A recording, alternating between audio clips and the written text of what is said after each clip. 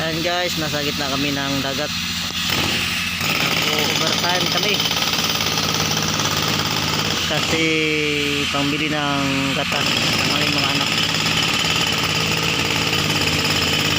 Buhay welder, napakahirap guys pag ganito ang trabaho mo guys. Yan mo, nasa dagat,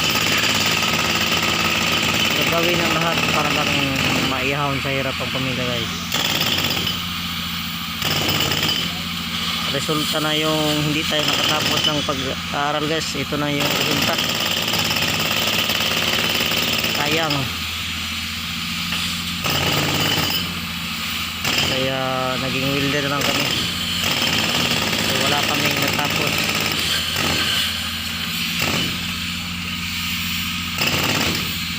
Hindi man kami yumaman guys, pero pinapangako namin hindi magugutom ang pamilya namin guys. Kahit ganito ang trabaho namin.